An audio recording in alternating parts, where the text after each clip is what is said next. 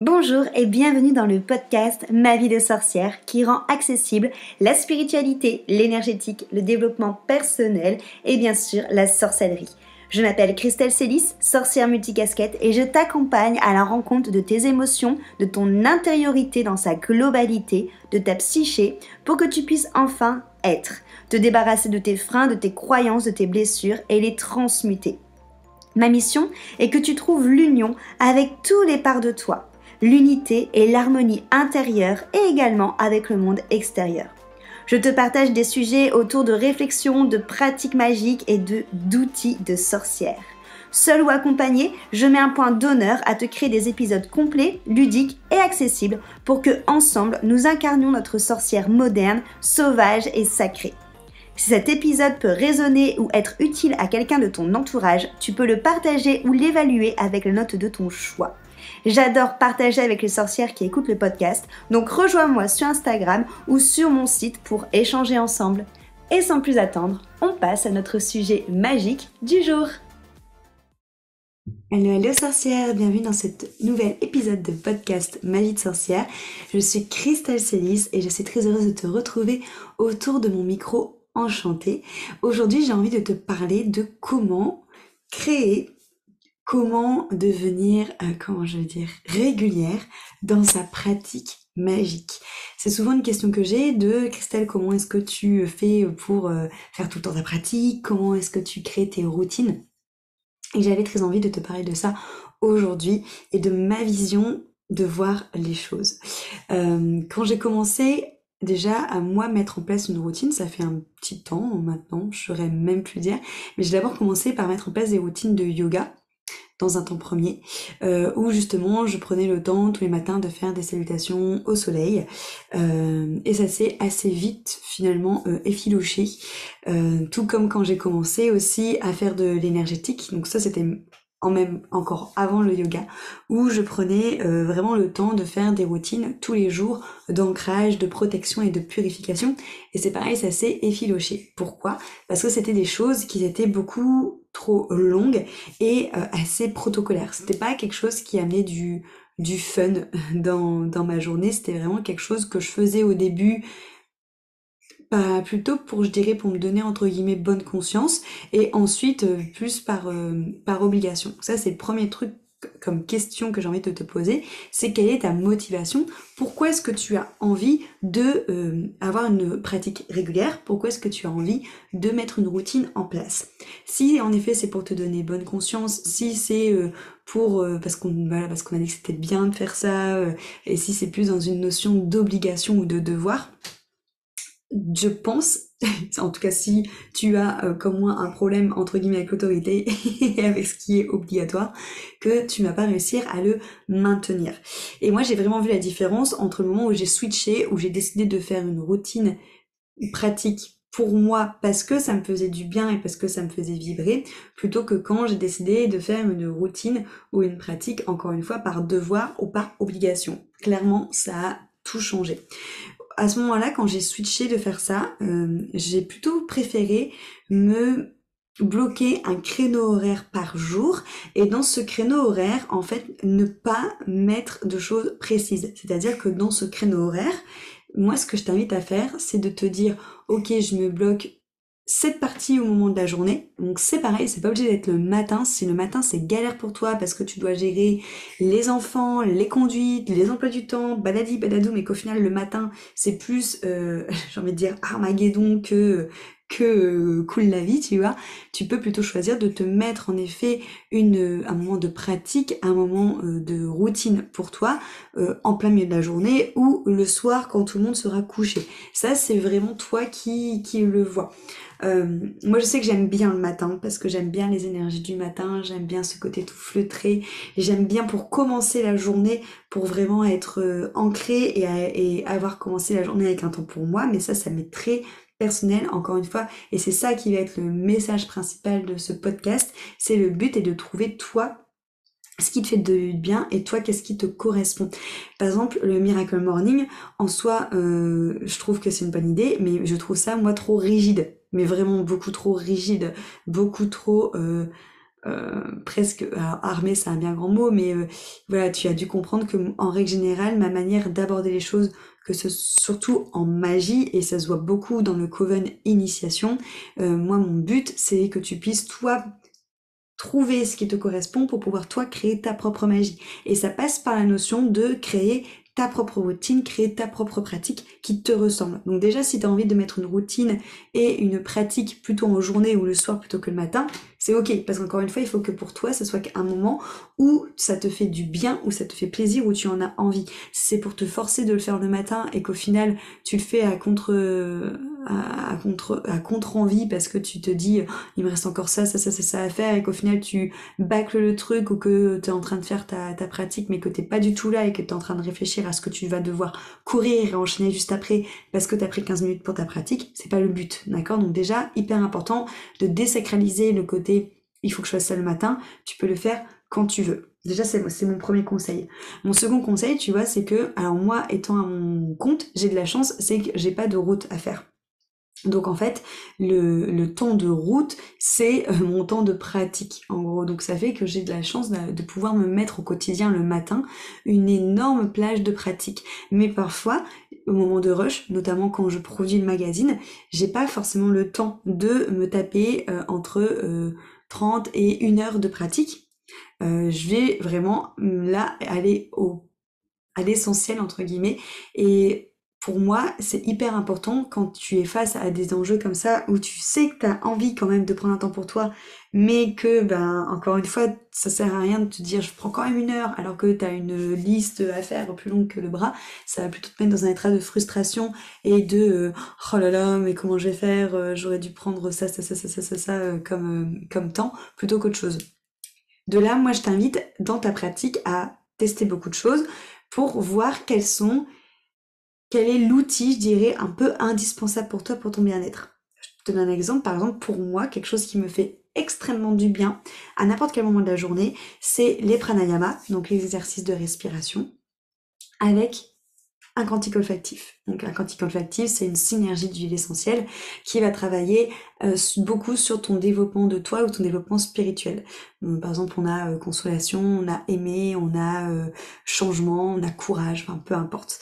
Donc moi, dans mon indispensable de ma pratique, c'est le matin, après m'avoir... Alors là, je te parle de pratique magique, entre guillemets, pas de pratique bien-être. On en parlera juste après, mais justement après avoir fait ma pratique bien-être, mon indispensable, même si j'ai pas le temps, c'est au moins me poser devant ma boîte de quantique olfactif, de m'ancrer, donc de vraiment prendre le temps de sentir les racines qui descendent jusqu'au nœud de la terre, de voir ce petit ascenseur où je descends à l'intérieur de moi, et de piocher un quantique comme si je pouvais piocher une carte d'oracle.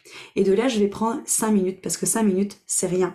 On a tous 5 minutes dans notre journée, ou plutôt que de slider sur TikTok, Instagram, d'aller voir les messages et tout ça, on peut prendre 5 minutes pour soi.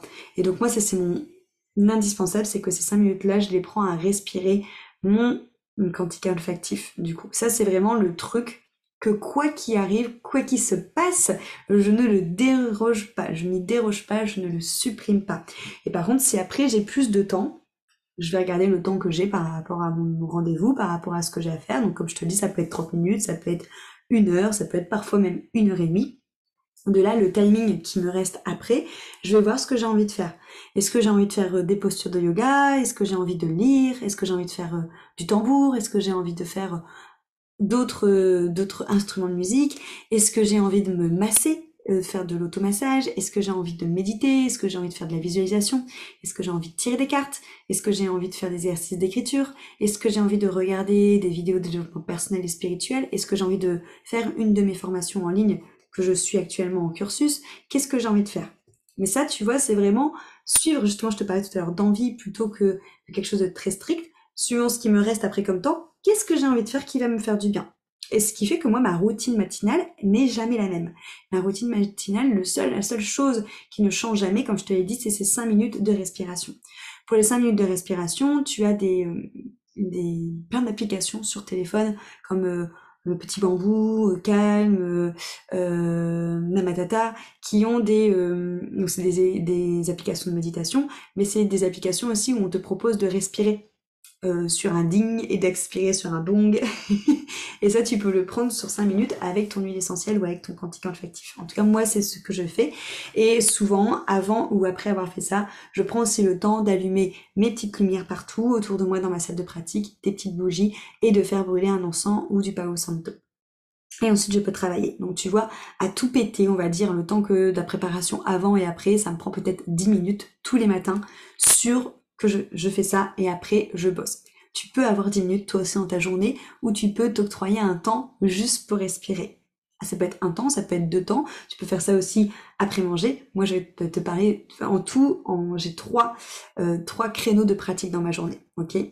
Mon premier créneau de pratique, du coup, comme je te le dis, c'est le matin avec 10 minutes avec la préparation, avec le Palo Santo et tout ça après, où je respire. Et après, je rajoute, comme je te l'ai dit tout à l'heure, de la musique, de la lecture, du massage, du yoga, de l'écriture, de la formation, suivant le temps que j'ai après. Ok. Ensuite, je fais ma matinée de travail, je mange et après manger, je me suis octroyé une seconde session de temps pour moi, donc de pratique magique et de routine, qui est la balade en forêt. Parce que ça y est, j'ai déménagé, on a la forêt vraiment au pied de chez nous, c'est-à-dire qu'on sort, on fait 10 pas et on est en pleine forêt. Et donc moi, je me suis octroyé 30 minutes, entre 15 et 30 minutes de balade en forêt. Et ça, pour le coup, tu vois, particulièrement sur cette pratique-là, ça demande ce qu'on appelle en yoga du tapas, c'est de l'autodiscipline. Parce que parfois, il va pas faire super beau, ou j'avais encore une fois plein de trucs à faire, et je vais me dire, est-ce que vraiment je prends ce temps-là pour le faire? Et je vais avoir envie de procrastiner. Sauf que c'est là où mon adjudant intérieur, on va dire, justement, mais c'est un adjudant pour mon bien-être, hein, qui va me rappeler ce côté tapas et autodiscipline, et qui va me dire, écoute Christelle, c'est 15 minutes, c'est que 30 minutes dans ta journée, prends le temps de sortir, ça va te faire du bien. Et pour le coup, alors moi là je te parle de moi, mon tour en nature, mais ça peut être autre chose, encore une fois, ça peut être une respiration de nouveau que tu mets, ça peut être une méditation, peu importe, c'est toi qui vois quel outil tu as envie de mettre, mais le fait de couper mon après-midi par une balade en forêt, c'est vraiment à chaque fois quand je reviens, je me dis mais c'est la meilleure idée du siècle, parce que ça me permet vraiment déjà de couper ma journée, c'est-à-dire que quand je reviens après ma balade en forêt devant mon ordinateur, j'ai l'impression de démarrer une nouvelle journée. Je suis pas fatiguée, je suis pas blasée, je suis contente d'être devant mon ordinateur et de travailler, je suis vraiment dans une énergie de productivité et de créativité, que quand je saute ça, bah en fait je me retrouve des fois en plein milieu de l'après-midi à zoner devant mon ordinateur, à regarder par la fenêtre, à penser à autre chose, et du coup j'ai pas du tout de productivité. Donc au final tout ce temps-là de mort entre guillemets où je rêvasse, j'aurais pu le bloquer en 30 minutes et aller faire ma balade en forêt et être beaucoup plus productive après. En plus la balade en forêt ça m'ancre, ça me permet aussi de m'oxygéner, de sentir plein d'odeurs. Nous ici on a beaucoup de pain, et clairement c'est comme si que je faisais un pranayama avec une huile essentielle de pin sylvestre, tu vois, ça sent exactement la même chose, et ça m'énergise à un point, enfin c'est ouf, parce que chaque fois que je rentre de cette balade en forêt, que je rentre chez moi, je sens que j'ai mes mains qui picotent, que j'ai mon coronal, j'ai l'impression qu'il est ouvert et que je suis en train de capter plein d'infos.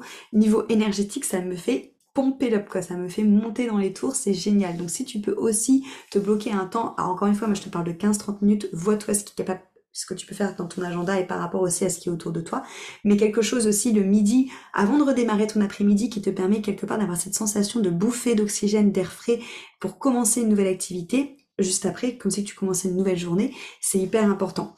Et ensuite, j'ai aussi une routine et une pratique magique le soir, qui consiste à venir déposer toutes mes pensées. Donc là, on est vraiment sur du journaling.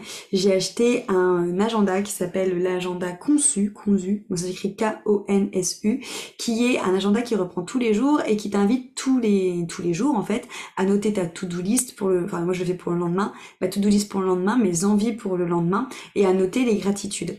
Et ça, c'est quelque chose que moi je fais tous les jours depuis maintenant plusieurs années. Et franchement, le fait de observer les gratitudes des choses cool qui se sont passées dans ta journée, c'est vraiment chouette, parce que ça permet de t'élever en énergie, de travailler vraiment cette notion aussi d'abondance, en fait, de se rendre compte que tout est autour de nous et que tout est ok.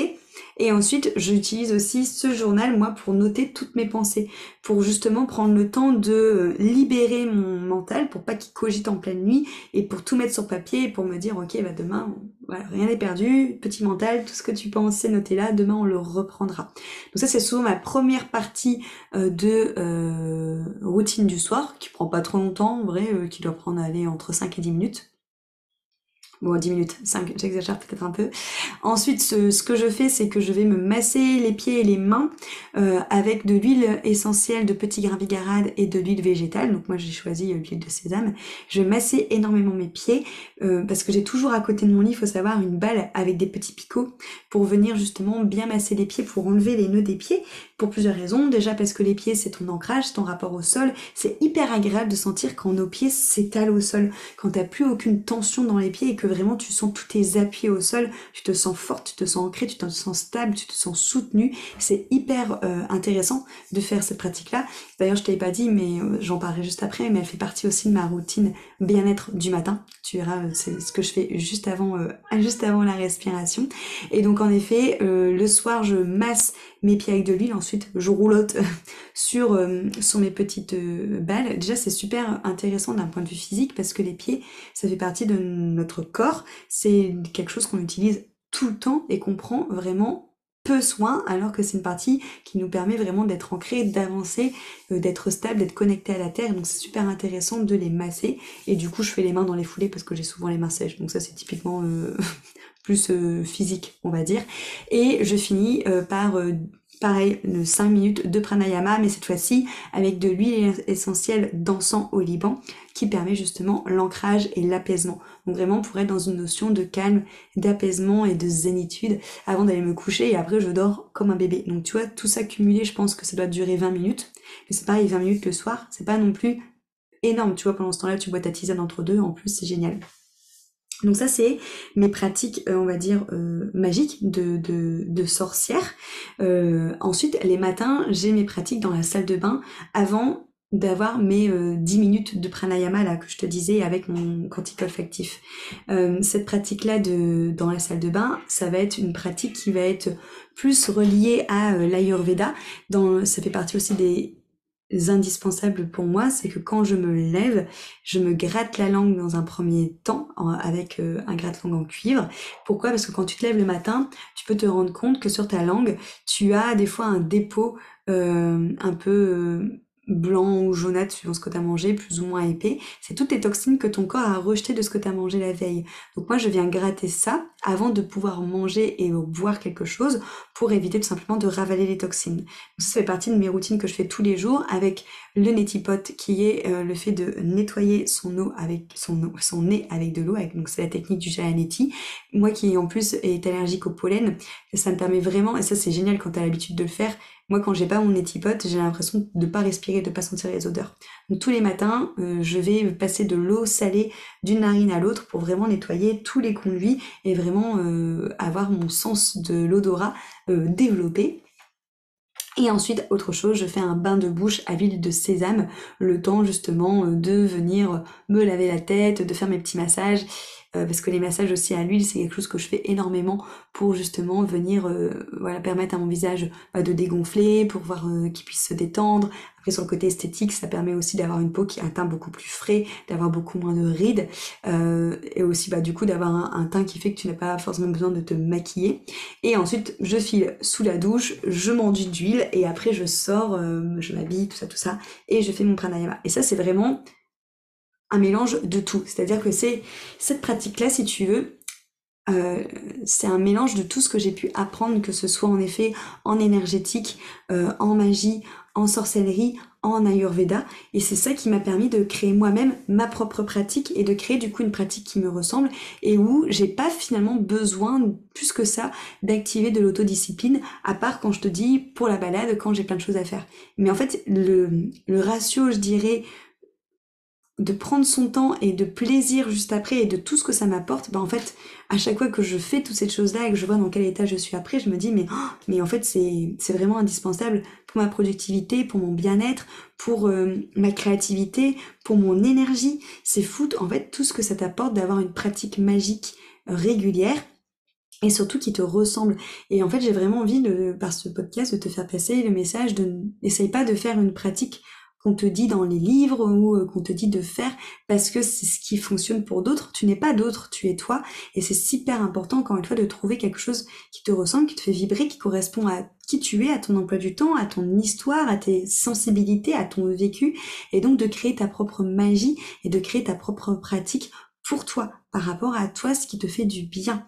Et tu vois, moi c'est pareil, après en termes d'énergétique, là j'en ai pas parlé, mais aussi dans la douche, j'en profite aussi pour faire énormément de pratiques énergétiques pour me nettoyer au niveau de mon aura, au niveau de mon énergie. Tu vois, je combine après des choses, tout comme le massage des pieds le matin avec la balle pic-pic, je le fais ça en me lavant les dents, comme ça je peux aussi quand même le faire. Et il y a plein de choses après, tu vois, des petits mécanismes qui se font, qui font qu'en fait après tes journées, elles sont rythmées à la fois par des choses que tu dois faire et des choses qui te font mais tellement de bien. Et tu vois, il y a beaucoup de personnes qui disent j'ai pas le temps de prendre soin de moi. C'est aussi toujours, comme je dis tout, il y a la question de tapas, d'autodiscipline et c'est aussi une question de priorité. On a toujours du temps pour prendre soin de soi. C'est, encore une fois, est-ce que tu préfères prioriser telle ou telle chose ou telle ouais, regarder Netflix ou regarder ton téléphone ou peu importe, tu vois, est-ce que tu préfères prioriser ça plutôt que de te prioriser toi? Donc c'est aussi prendre sa responsabilité par rapport à ça et avoir en effet ce fameux tapas du coup. Donc le fait peut-être de se mettre un peu des coups de pied au cul au début, de aussi beaucoup expérimenter. Moi, je t'invite beaucoup à expérimenter tout plein d'outils pour voir vraiment ce qui te correspond et ce que tu veux avoir dans tes indispensables. Tu vois, quand je te dis, ok, c'est que 5 minutes, c'est que 10 minutes, qu'est-ce qui tu sais que pour toi c'est ton indispensable et qui te fera du bien? Qu'est-ce que tu mets dans ces 5-10 minutes-là? Et avoir vraiment après c'est quelque chose en fait qui n'est pas forcément très rigide mais qui est assez souple et que tu viens toi avoir une boîte à outils finalement de toutes les choses que tu peux faire dans ta journée pour te mettre en fait de la magie dans ta journée tout simplement et de te mettre des temps de bien-être. Ça c'est quelque chose que je t'apprends à faire dans le Coven, dans l'initiation. Il y a tout un module sur comment créer sa pratique magique. Et comme dans le Coven juste avant, je t'ai parlé de comment faire pour s'ancrer, comment faire pour purifier, comment faire pour nettoyer, comment faire pour justement se concentrer sur les huiles essentielles, sur les chakras, sur les pratiques de yoga, sur la sonothérapie, sur les exercices de développement personnel, sur l'Ayurveda aussi, je vois avec toi quel est ton tempérament ayurvédique et du coup ce que tu peux mettre en place pour créer ta routine. Ce qui fait que quand on arrive au Coven, au moment où je te partage comment créer ta propre routine, tu as tous les outils que tu as déjà expérimentés pour pouvoir la créer et surtout je suis là aussi pour te tenir la main et pour pouvoir te permettre de créer cette propre pratique, de créer cette propre routine à la fois magique et de bien-être mais quelque chose qui te ressemble et qui te fait du bien et qui te correspond. Et ça encore une fois pour moi c'est ça le plus important. N'oublie pas que quand on est une sorcière, le but c'est vraiment de venir créer la vie qu'on a besoin grâce à la magie et de transformer ce qui ne nous correspond plus. Et ça commence déjà pas ta pratique. Si c'est pour t'enfermer dans une pratique qui ne te correspond pas et que tu fais par obligation, ça va pas matcher. Pour moi, c'est vraiment important qu'on sorte de cette notion un peu de hiérarchie protocolaire et tout ça, et que juste, en fait, on fasse quelque chose qui nous ressemble par rapport à notre sensibilité et qui te fasse tout simplement vibrer. Et bien sûr, ça commence, mais c'est sûr, c'est rien que ta pratique magique et ta pratique bien-être, elle ne rentre pas dans ces cases-là, change, parce que tu peux pas aspirer à avoir une vie comme ça si déjà les choses que tu crées toi-même pour toi ne sont pas alignées avec ça. Donc je serais ravie de pouvoir justement t'accompagner dans cette pratique qui te ressemble, dans cette notion de créer ta propre magie, dans cette notion de pouvoir créer tes propres rituels, de prendre confiance en ton intuition, de prendre confiance en ce qui est bon pour toi et de trouver cette puissance finalement à travers la sorcellerie, à travers la magie, à travers le développement de ta spiritualité.